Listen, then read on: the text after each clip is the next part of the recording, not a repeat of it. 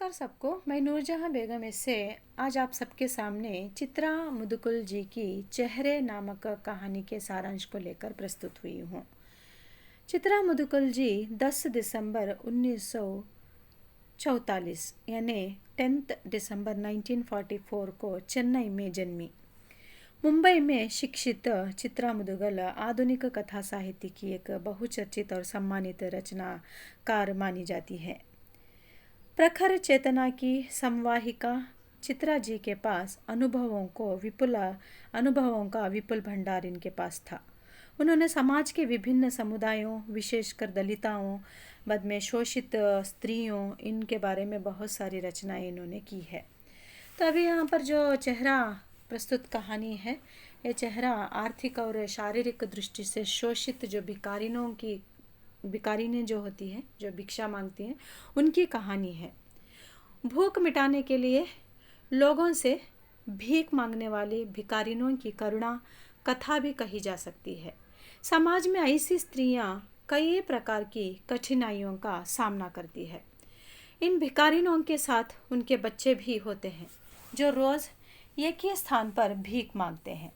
इसके लिए वह रेलवे के बाबू को हफ्ता भी देती हैं। यदि कोई किसी की जेब काटता है तो कसूर उस भिखारिनों पर लगता है। रेलवे पुलिस उनका शारीरिक शोषण भी करते हैं। इस प्रकार हर दृष्टि से निहिर और असहाय भिखारिन जो हैं, उनके समाज जो है उनके उच्च अधिकार लोगों के शोषण का शिकार बनती जाती है। 2 वक्त की रोटी के लिए अपना जीवन दांव पर लगाती है यह भिखारिनें। साथ ही समाज द्वारा दी जाने वाली कठोर शब्दों और यातनाओं को भी सहन करती है। लेकिन बीच बीच में उसके भीतर ही विद्रोही नारी उमड़कर बाहर आ जाती है। चेहरा शीर्षक इस कहानी में कहानीकार ने भिखारिनों की सामाजिक सच्चाई को अभिव्यक्त करने के लिए दिया है। उनका मानना है कि नारी चाहे उच्च वर्ग की क्यों ना हो, चाहे वह निम्न वर्ग की क्यों ना हो, हमेशा किसी न किसी शोषण की शिकार तो वह होती ही है। हमेशा उस पर कोई ना कोई प्रकार का अत्याचार होता ही है। साथ ही कोई ना कोई समस्या उसके ऊपर मंडराती ही रहती है। कहानी के शुरुआत में एक रेलवे स्टेशन है। वहाँ पर टिकट काउंटर जो बहुत सारे लोगों की भीड़ जमा हुई है। भीख मांगते हुए भिखारिन लोग भी यहाँ वहाँ खड़ी हुई हैं, अपने अर्धधड़ंग बच्चों को लेकर, ठीक से कपड़े ना पहने हुए, अपनी चिथड़ों को दिखाते हुए यहाँ वहाँ खड़ी हुई है।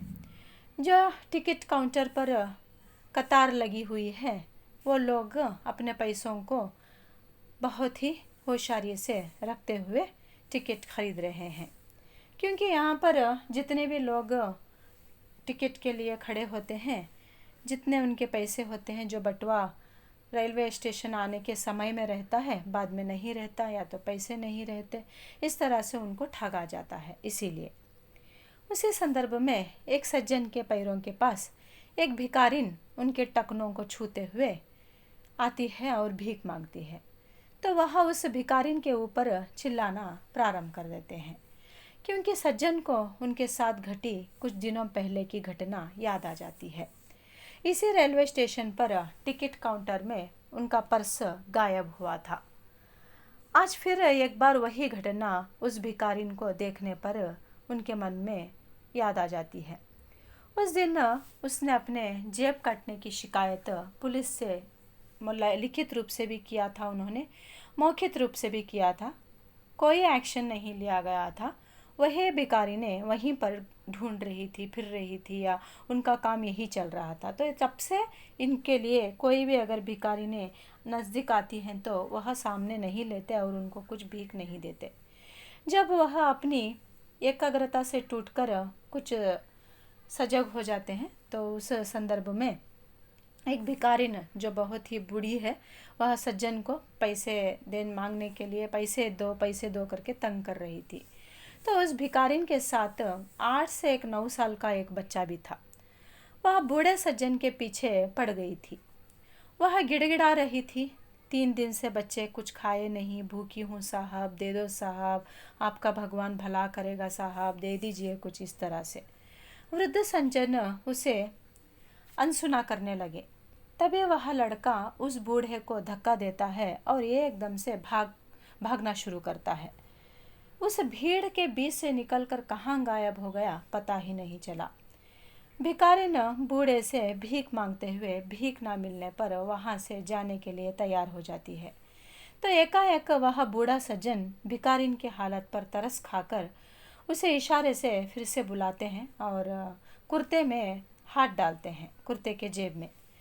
तो देखा कि इससे पहले उनका पर्स उनके कुर्ते में था, मगर अभी वह पर्स गायब हो चुका है। बूढ़े सज्जन को ऐसा लगा कि वह जो उस भिखारिन का बेटा जो इसे धक्का मारकर भागा था, शायद उसी ने उस पर्स को चुराया है। भिखारिन को उस लड़के की माँ समझकर लोग उसे पकड़कर रेलवे पुलिस के हवाले कर देते हैं। भिखारिन इस बात पर मना करती है कि वह बच्चा मेरा नहीं है, मैं उसकी माँ नहीं हूँ। बहुत सारा गिड़गिड़ाती है, रोती है, चिल्लाती है। कोई उस बात पर गौरी नहीं करता, कोई उस पर तरस भी नहीं खाता। किसी के मन में उसके लिए करुणा भी नहीं थी, क्योंकि यह सभी के साथ घट रही थी, रोज़मर्रा की घटना थी। तभी लेखक की नज़र 7वीं खिड़की से लगे खंबे पर अटक जाती है। वही भिखमंगी जो उसकी पैंट को हाथ लगा लगा कर भीख मांग रही थी और अपने जो पूर्व अनुभव था, जो इनका पहले ही बंटवा कटा हुआ था, उस संदर्भ में इनको बहुत ही मुश्किल हुई थी घर पहुंचने के लिए। कोई तो वहां पर एक पहचान का व्यक्ति मिल गया था, उसी कारण उनको घर पहुंचने में कोई दिक्कत नहीं हुई थी। अगर वो भी नहीं मिलता तो वह घर कैसे पहुंच पाते, इसको ये सब सोच रहे थे।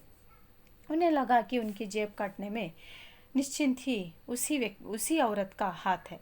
वह उसके बच्चे सहित उसे घसीटता हुआ बाहर ले आया। तभी अचानक उसमें कहाँ से ताकत आ गई पता नहीं चला। वह भिखारी एकदम से उसके हाथ को झिड़कते हुए छुड़ाते हुए खंबे को एकदम से जाकर जोर से पकड़ने लगी और चिपक कर खड़ी हो गई और पूरे भीड़ के सामने वह चुनौती देने लगी कि कैसे यहाँ से निकालते हो तुम लोग, मैं देखती हूँ करके वहाँ पर गंदी गंदी गालियाँ जो है उसके मुंह से निकलने लगती है। सिपाहियों को भी गालियाँ देती है और वहाँ पर जो व्यक्ति थे उनको भी और सभी लोगों को मिलाकर गालियाँ देती है। और जो नग्न सच्चाई थी वह सच्चाई वह उन सबके सामने लेकर आती है। लेखक अपनी जगह पर आश्चर्य खड़ा जड़ होकर देखते रहते हैं। उसे लगा कि वह टिकट घरों की खिड़कियाँ तोड़ दे, मगर सच्चाई तो ये थी कि अकेले उसी ने नहीं सुनी थी यह बात। सब लोगों को यहाँ पर यह परिस्थिति रोज़ महसूस कर रहे थे। सब लोग, सबके पैसे यहाँ पर जा रहे थे, मगर कोई भी यहाँ पर आवाज़ नहीं उठाया था। तो उतने में वहाँ पर पुलिस सब आ जाती है। पुलिसों को भी यहाँ पर जितना भी मुंह में जो भी गालियाँ आती है वो सब गालियाँ देना प्रारंभ कर देती है। तो वहाँ पर वो जो बूढ़े सज्जन थे वो और ये लेखक जो है वहाँ पर जो रेलवे पुलिस होते हैं उनके पास जाते हैं। वहाँ पर ज़ोर ढटकार कर बात करने लगते हैं, पहले भी हम लोगों ने कंप्लेंट दिया है, कभी आपने एक्शन नहीं लिया है, इन भिखारिनों को आप लोग रखते क्यों हो, भीख मांगना जो है वो गलत बात है, आप लोग क्यों नहीं साथ देते हो।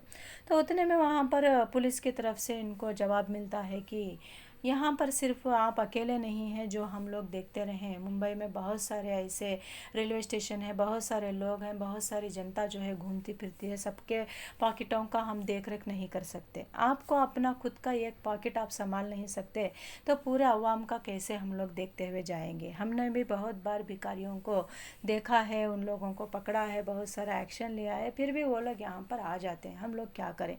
तो इसी तरह से इन दोनों के बीच में तू मैं हो जाती है और यहाँ पर जो भी ज़ोर ज़ोर से चिल्लाना, जो भी लड़ाई झगड़ा सब हो रहा था, पुलिस वाले सब आ गए थे।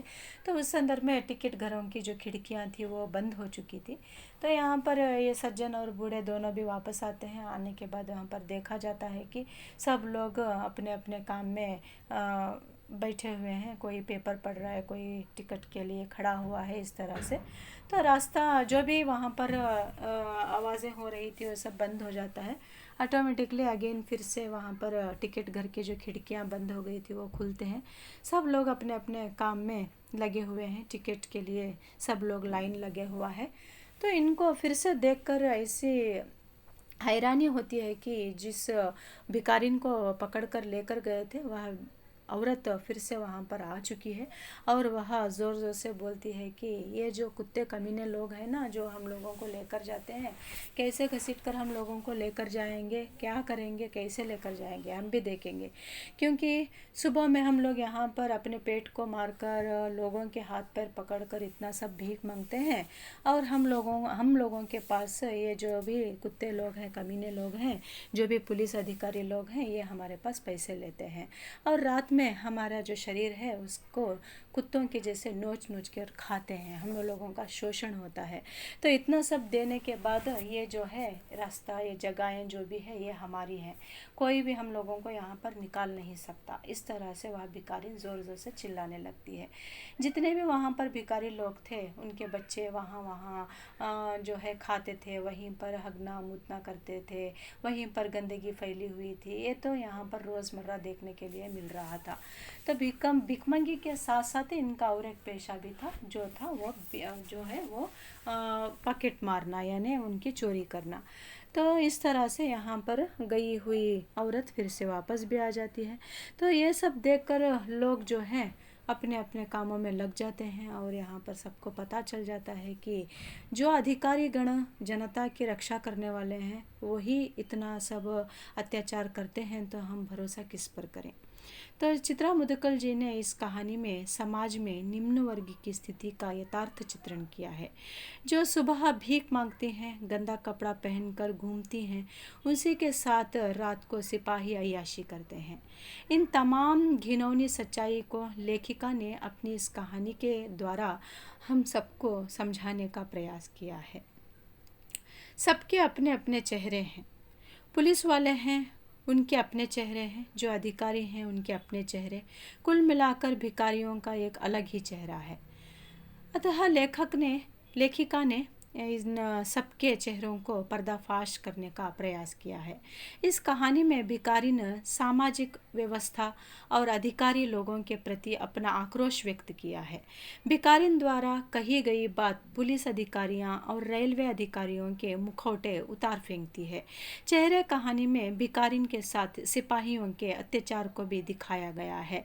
ऐसे हर व्यक्ति अगर अपने ऊपर होने वाले आक्रोश और अत्याचार को अगर मुंह खोलकर बोला जाए, अगर सब मिलकर आवाज़ उठाया जाए, इसी तरह से साहित्य को फैलाया जाए और सभी को इनके बारे में पता चले, तो शायद ही यहाँ पर दुनिया में होने वाला शोषण कम हो जाए। इनका मानना ऐसा था। तो इसीलिए इन्होंने चेहरे नामक कहानी के द्वारा हम लोगों के सामने यहाँ पर इस परिस्थिति को रखा है, जो कि बहुत ही खूबसूरत है और आशा करती हूँ आप सबको समझ में गया होगा। धन्यवाद सबको, नमस्ते।